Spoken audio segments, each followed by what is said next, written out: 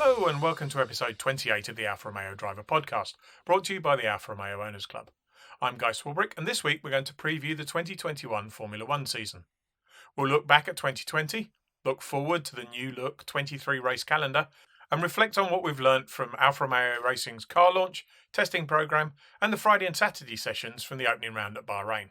It's hard to believe that 2021 will be Alfa Romeo Racing's fourth season in Formula One after its return with Sauber in 2018. The record books show that the first 3 years have seen the team finish 8th in the Constructors' Championship every year, but there have been 3 very different seasons.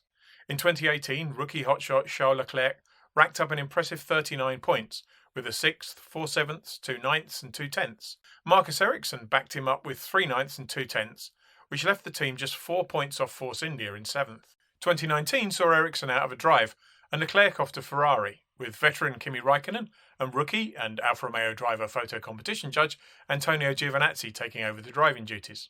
The team continued to make progress in terms of race finishes, with Kimi taking a 4th in Brazil, 3 7ths, 2 8ths and 9th and a 10th. Giovinazzi had a difficult first season.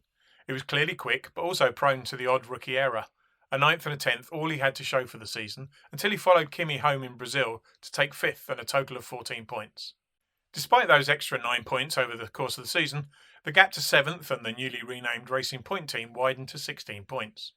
2020 was a year we all want to forget, but the Ferrari-powered teams had another reason, with a dramatic power deficit to the other teams. Although Alfa maintained 8th place, the team's points haul dropped from 57 to just 8. There were some positives though, with Giovinazzi eliminating most of the silly mistakes from previous seasons and holding an impressive record of gaining places on the first lap in every race except Turkey, where he qualified 10th with Kimi 8th. He led the entire field for positions gained on the opening lap with an impressive 50 places gained over the season. Kimi was 3rd with 28. Kimi battling his way to 6th and very nearly 5th in the opening stages at Portimao and running 2nd, albeit very briefly, at Monza were highlights too. But perhaps the biggest indicator of the team's progress was the way they closed the gap to Ferrari in the Constructors' Championship, from 447 points behind in 2019 to just 123 in 2020. 2021 was supposed to be a transitional year, with radical new regulations postponed due to the coronavirus crisis, with only minor adjustments aimed at cost reductions and slowing the cars down by removing downforce.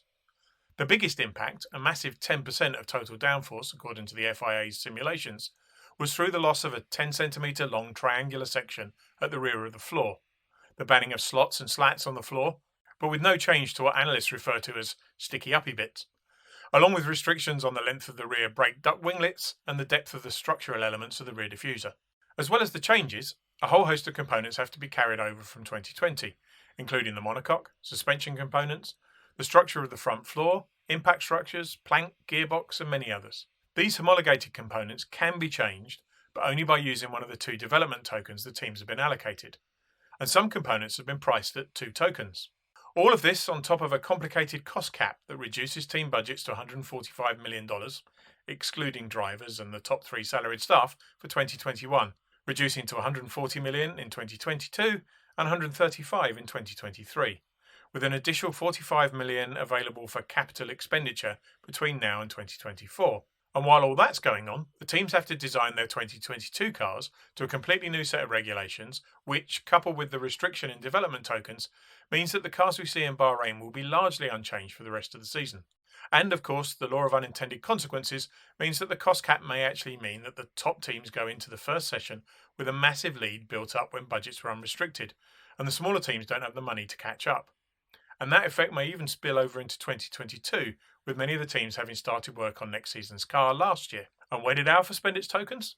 They went on a nose job, a new front wing, much slimmer nose, and front brake ducts, although the Scudetto-shaped air intakes retained. Speaking at the launch, team boss Fed Vasseur couldn't wait to get back to the track. This period of the season is always very exciting, with a lot of emotions for sure, because that we prepare the car for months now and we are close to be on track. We did the fire up last week, and it's a very exciting period with a very high expectation from all the teams. All the teams expect to do a good job and to be in a good position at the first race. It's like the first day when you are back at school, and the emotions are there. But how had the difficulties of last season affected the preparation for this year? First, 2020 was a very strange season with the pandemic, that we were able to do 17 races, and I think it was huge effort from everybody, from the team, from the FIA, from the FOM to put it together. But in the other end, that we had to do 17 races in 5 months. We finished the season very late, mid-December in Abu Dhabi. And now we are back on track just 2 months after. It means that the winter break was very short. And even if we carry over a large part of the car, that we had a huge plan of development and wind tunnel testing, and we are back on track with big expectation. And the impact of the new regulations? Yeah, we will carry over in 2021 the same philosophy of the car, but with a new regulation on the aero package. It means that we had to come back into the wind tunnel and to do development to stick to the new regulation. But the big change in terms of philosophy of the car will arrive for 2022. And the team in terms of development will be focused on the 2022 project quite soon into the season. What about the impact of the cost cap? Honestly, the cost cap won't affect drastically the team. That it's much more difficult for the big ones, and we are in our comfort zone, let's say that. But we will have to be very efficient with the budget, because now efficiency will be the key word in F1. How else has the pandemic affected the team financially? As you said, 2020 was a difficult season for the F1, for the sport in general, but for the world and for the economy. At the end of the day, I think that we can be proud that all the sponsors stayed with us, decided to extend the partnership, and it's also a good proof of the collaboration between the team and the sponsors, and we are also very happy to welcome new sponsors for 2021. How important was it to retain the same driver lineup for this year?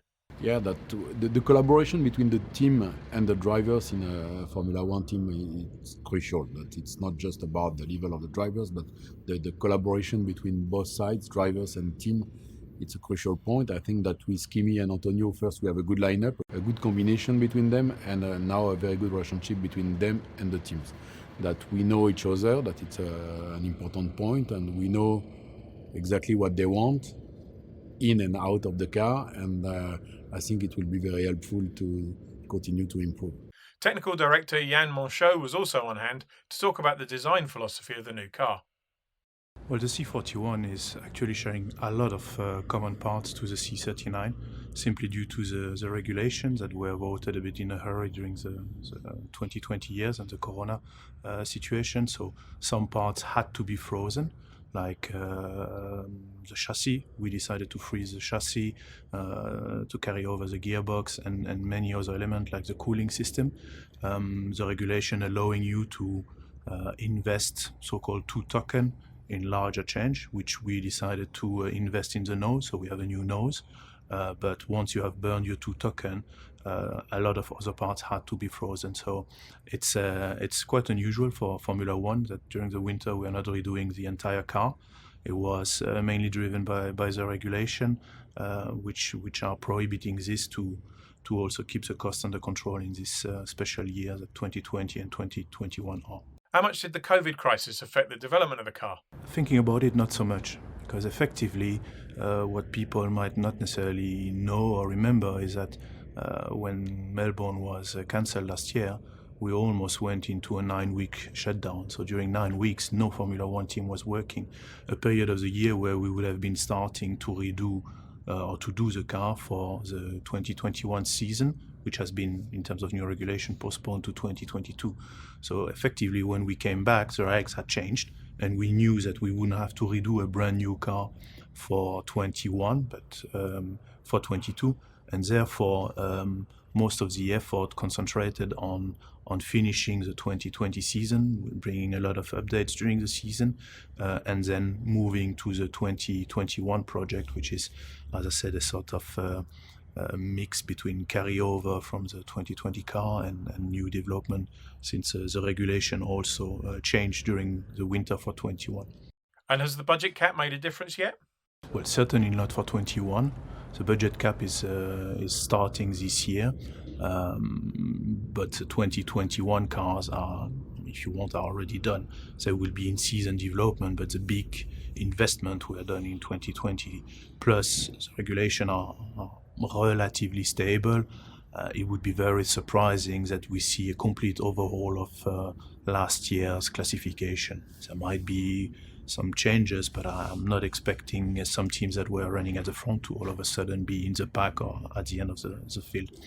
For 2022, it clearly has an impact because on the paper, all the teams now have the same budget to develop the car for 22. So on the paper, certainly there are hopes that the gaps will reduce. Now, it is certainly going to take a couple of years, in my opinion, simply because the large team, not only do they have more money and more people, they most of the time also have a technological advance on the others that they will still benefit from. And we shouldn't forget that the budget cap does not impact the power unit. And therefore, there will still be a large differentiator, which is the power unit, which is effectively the heart of the car. And therefore, if a manufacturer does a fantastic job, then he will and his client will certainly have an advantage with respect to the others. So on the paper, I'm confident that in the next 2-3 years, it will reduce a little bit the gaps. But we shouldn't expect all of a sudden that on 23 races there will be 10 winners. I would be very surprised. With only 3 days of testing this year, will the development program be squeezed? Bahrain test will be hectic. I suppose teams will be trying to put as many kilometers as possible together because everyone wants to tick off the boxes on the expectations they have on their car. On top, we have new tires, which we could test in a couple of occasions last year, but which is a new chapter, and certainly there will be a lot of work to be done on this. So I think Bahrain will be very hectic. That's certainly going to be even more hectic than in the past years. Yeah. And what does the program look like for the test? We are finishing the car now, so we will go to the track. We hopefully be able to, as I said before, to tick off the box that our expectation are matching reality, or reality matches our expectations.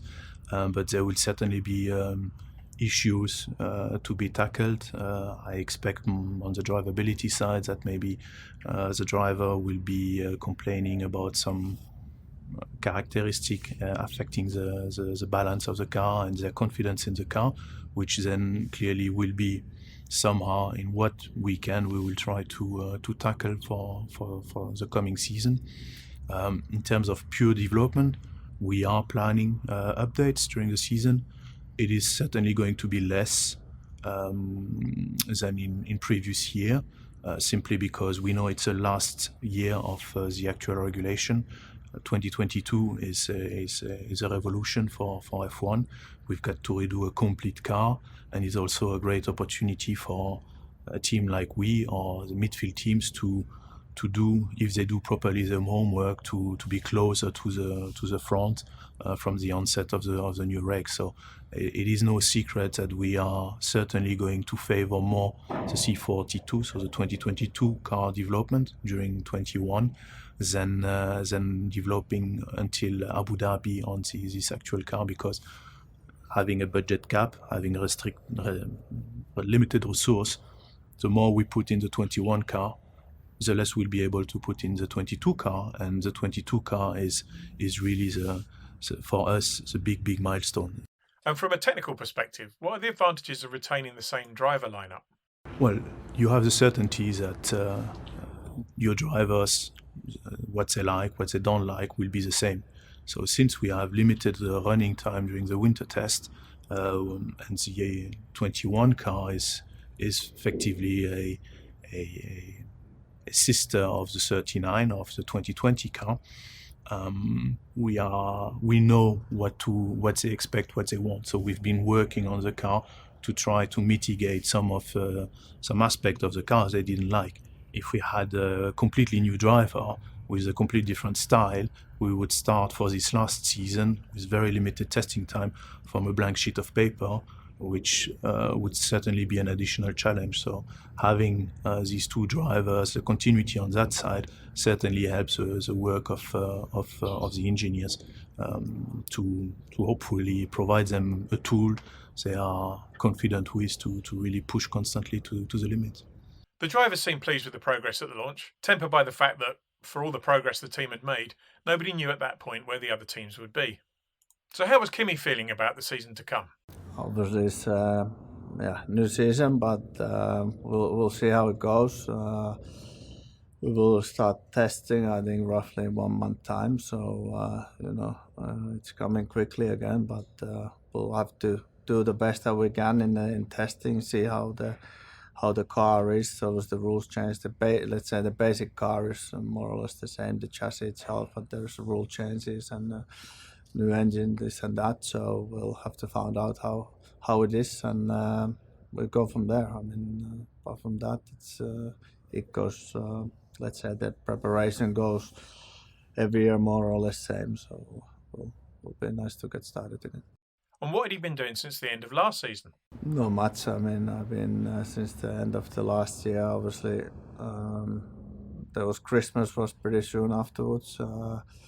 New Year, then we came back to home in Switzerland and just we spent time with family. The kids been in kindergarten, doing normal things, doing some training, and been at the factory a few times. And I think very basic things. And soon, obviously, we start traveling again. And there's a small change. Obviously, everybody was expecting to go to Australia, and we start in Bahrain. So. We'll see. Had he changed his preparation at all for this season?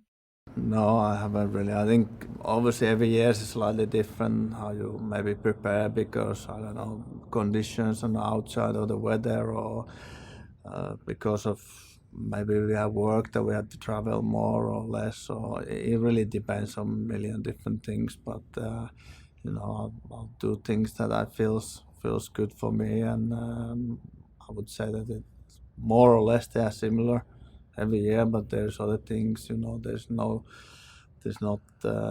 schedule that it's, let's say, every day is the same, or it could be anything, I don't make a big plans before, and I do what I need to do, and that's about it. I try to enjoy it on the same time. If I don't feel that I feel that I don't want to train, I don't train that day, and I train next day. I mean, it's not the end of the day. What's the relationship with Giovinazzi like? Obviously, we knew each other a little bit with Antonio from Ferrari days, and so it was, let's say, quite easy when we started to be teammates. And obviously, more years you always spend, more, I guess, we know each other, and we always, I think, on my side at least, we always had a very good relationship and we had good fun. So obviously, I think the main thing is we try to hopefully have a better results than last year as a team, as both drivers, and take the team more forward. But that we will see later on how it is with all the changes that happened over the winter. What did he think was planned for the Bahrain test? We'll find out. I don't think there was. Obviously, the team has a lot of things that they want to try always. Obviously, the drivers prefer to do some things, and you want to try different setups sometimes. I think, especially this year with having 3 days, especially 1.5 days each driver. Hopefully, there cannot be any reliability issues because that takes easily half a day or 1 day, and then there's not much left. So, I mean, we have to pick and choose the right things. We try to spread it over the 3 days and get the best out of it and try to make everybody happy. So, let's just hope that we can run laps and try things and learn. And what sort of mood was Antonio in? New season is nearly here, and I'm looking forward. Will be my 3rd season with the team, so just really happy to continue with them. Of course, it will be again another tricky one, but yeah, I think we worked really hard during the winter in the factory. On my side, with training really hard, and just looking forward for the first test, see how we see the car, and then finally we can have the first race. He's not the new boy anymore. How's the relationship with the team evolved? 2 full seasons with the team mean already that I know much better the people in the team, so I can work better with them. Of course, the target is still the same with them, so scoring a lot of points together. My dream is, that maybe we can score a podium together. So this is our target so far. We need to see first where we are in terms of performance and speed. But I'm sure that we can do really well this year. How was the winter break? The winter was really short. The winter break. We finished. The last race was middle of December, and yeah, I think in the end we had less time, everyone, to prepare the car and to prepare myself as well. But in the end, was similar for everyone. So we need to be just smarter and try to go to Bahrain with the best shape and best car as possible, and then see from What did there. you get up to? Yes, of course. In the winter break, is the time where you can see first of all your family. So I spend a lot of time with my family, and then with the training with my personal trainer, we did a lot of training in with the bike, ride the bike on the gym. Of course, also with the COVID situation was not so easy, but I think I prepare myself as good as possible, and but now the track will. What about his targets for 2021? The target for this season is like every season, do as good as possible and score the maximum points that we can score with the team. I think this is the target for the team. So also for myself, I think is to continue to improve myself like a driver, like I did, last year compared to the first season. So do another step forward, and then yeah, like I said before, my dream is that maybe we can score a podium, because I think the team deserve, and this is what we need to target for this year. And was he looking forward to testing? Testing will be only 3 days for two drivers, so 1 day and a half for each driver. Will be not easy, but fortunately, the car with the regulation that stayed almost the same will be quite similar. So I think the target will still, to do as many as laps we can, and to get a lot of data. Just the test will be only 1 week before the first race, so we need to manage to take all the data as possible, and then we'll see from there. We will have another week free to just check everything and try to be ready for the first race. After the launch, the analysts were agreed that the changes were a step in the right direction.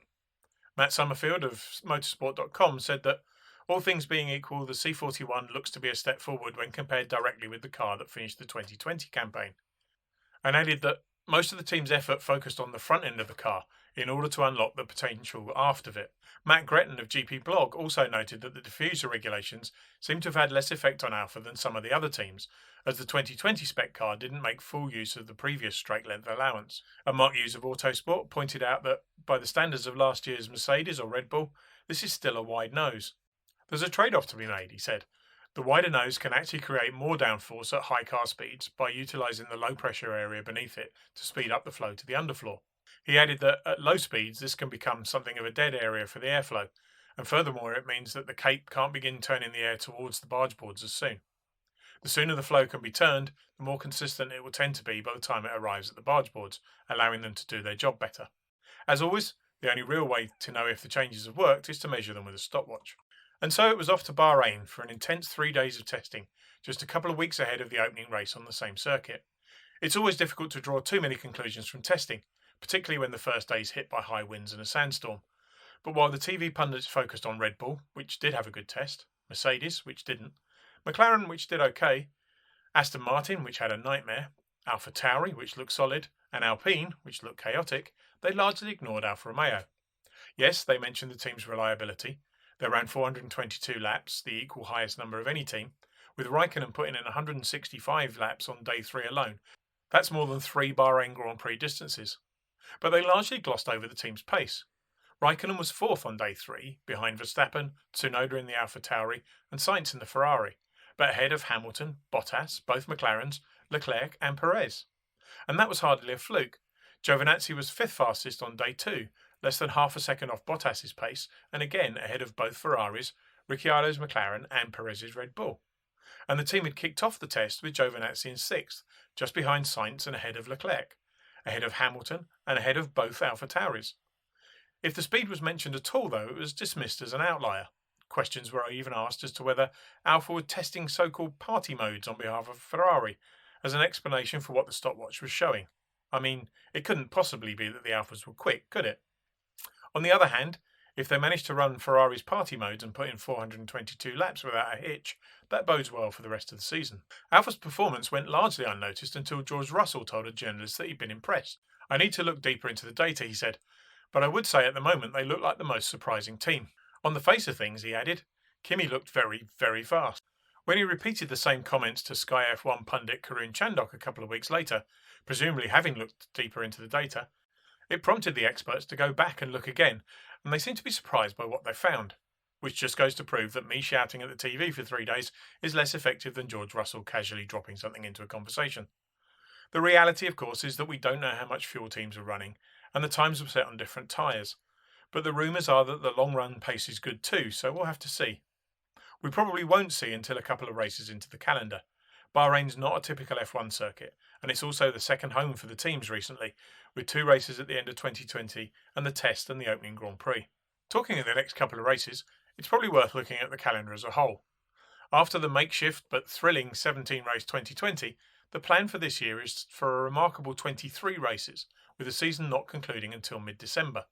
COVID restrictions mean Australia's moved from its traditional slot at the start of the season to the 21st of November, and we return to Imola and Portimao, which were fantastic last-minute additions to the 2020 calendar.